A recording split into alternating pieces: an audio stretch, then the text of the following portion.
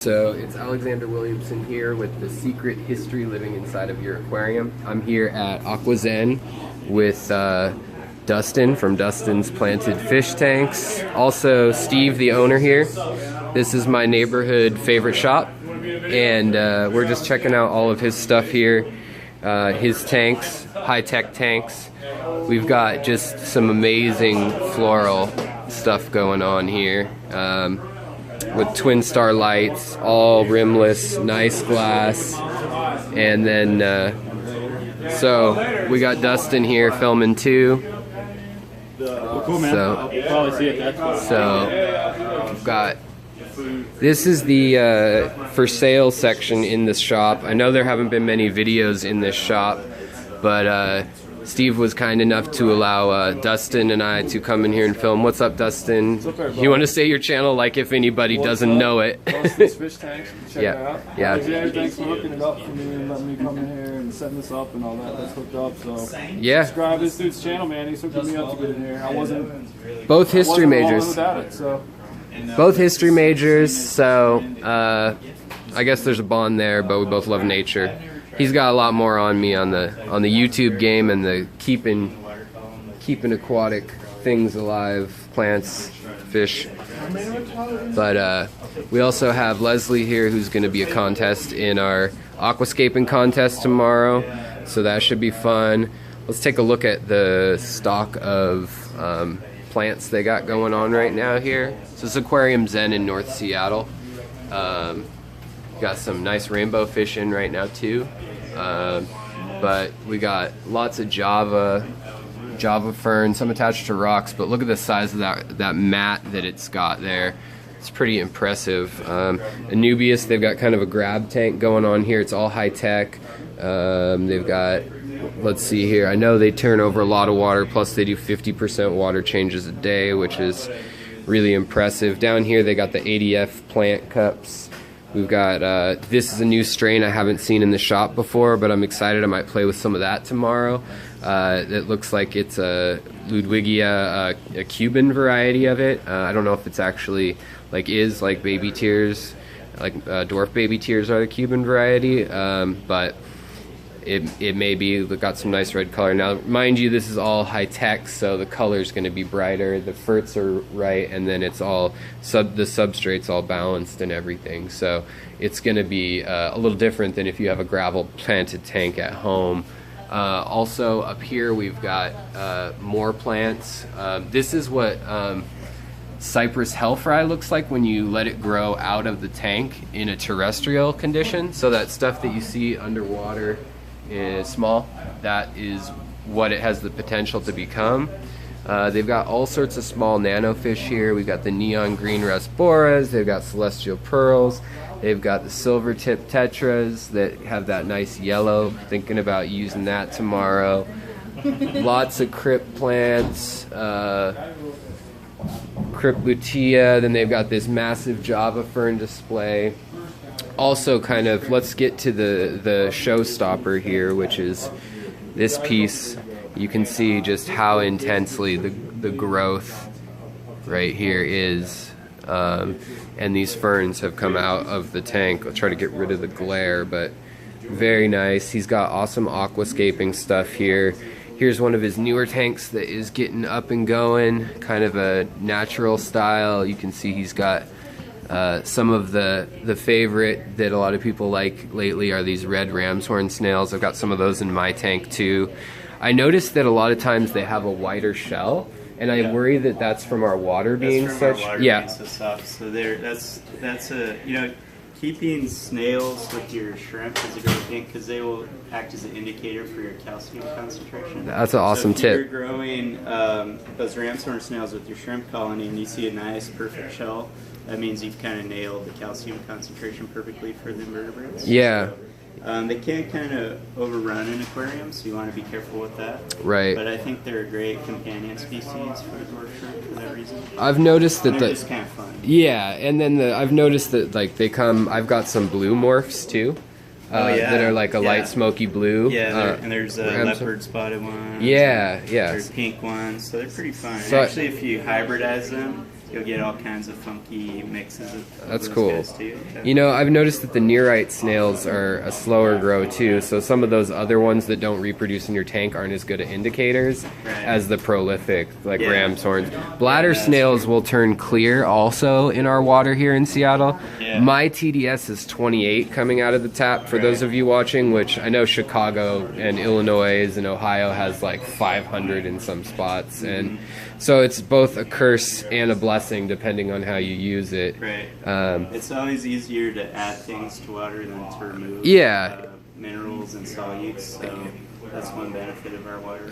Yeah, it's essentially like it's having an RO unit straight from the city because of the rain and the snowpack. Our water was like liquid rock, so this to me has been a blessing to have this soft water. Awesome. So, Steve, do you want to tell us a little bit about this living wall? A few years ago, I set up this living wall system. The idea was to plumb water from this aquarium, have it trickle up through a network of plumbing, and kind of saturate this plastic felt with water, and this felt would kind of through capillary action disperse the water, and then the plants would grow on it. So now is there a substrate in here, or just felt? No, it's just felt, and then so the idea was the plants would get their nutrients from the water column, you know, just through dosing and through fish food and fish poop. But after a few years, I started running into problems. The network of irrigation tubing clogged up on me. I can't even get it to it now. And it's pretty intense in the amount of it. It's not just like one tube you clean. There are tons of it. So that was a mistake. So this was my first attempt at doing something like that. So it worked for a couple years, and now it's just kind of died off. Well, it's still beautiful, though. It's still beautiful in a way. All these plants that you see that are growing here are the survivors. And all their roots have kind of made it down into the tank. This massive roots. Wow. And those are some healthy roots there. I mean, they're not root bound at all. If I continue with this project, what I'll do is I'm going to attach a bunch of air plants in this That's awesome. pocket. I think that'll be fine. That's awesome. And, sometimes the negative space is what's beautiful, too. Yeah, you know? And also it's a great instructional tool. It can show people what's going on behind the wall. And figure out how to do it themselves and that sort of thing. And then, do you have like a Twin Star or something on here, or what kind of light setup? This is just a Archaea Ultra Grow LED light bar. Pretty high quality light that not too many people know about. Yeah. So is that is that like a 5 foot it's or a 4 foot? 4 foot. Okay. Span. And it's just very nice, very durable light. These will last 4 or 5 years. Easily. Awesome. And they, I drop them in the water, and they keep going. So it's really a well-designed product. Yeah, if you have a light that doesn't withstand water, that's a poor light design. Right. You can see this is Twin Star, right? This is the Twin Star. This is probably my favorite lighting system right now. I really like it. Very beautiful. So you can see those colors up in the top here. They look more dramatic on camera than they do in person. Yeah, they're soft. They're not very soft. And it's not too Christmassy like some. Maybe you can see it, but there's actually a dispersal filter going on, so it almost has this soft glow rather than an intense light look on it. So it gives you, those combinations give you a really nice natural. Warm but not too warm, and it's just beautiful. It's very crisp, very natural. And I've not run into too many algae issues with this light. So that's good. Take care. Thank you, guys. I'll see you tomorrow at the Fish Expo. So you want to give a plug to your product real quick for my channel? We got some awesome freshwater foods that freshwater foods new to our lineup. So awesome. Well, we'll see you tomorrow, and take care. All right, so I'm gonna show a few more things here. He's got a really beautiful, just natural tank. Looks like, is this mostly Val in this tank, or Sagittarius subulata? Sagittarius subulata. Okay. Yeah, that's another plant, Valsinaria-like plant, but it seems to do well in soft water. Soft water. Valsinaria could be a little more challenging in soft water. Does Excel still kill it like it will with Val? I don't think so, but that's a good question. I haven't really tried that. Like the carbon kind of thing. Right. And then he's got the large size water lettuce up top, which looks really nice. He's got all sizes of glass. So if you're in the Seattle area, Portland, Vancouver, BC, definitely come check out this shop. I'm fortunate enough to live right near it, and I pick up a lot of my gear here.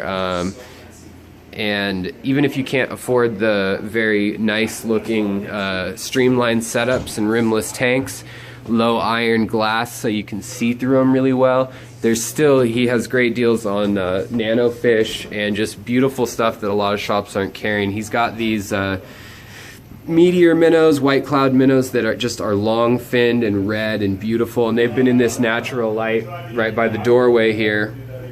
And as I said earlier, he is an ADA dealer, so when you walk into the shop you see Dustin from Dustin's Fishtanks, who actually lives here, and so guaranteed he'll be here if you come in to shop.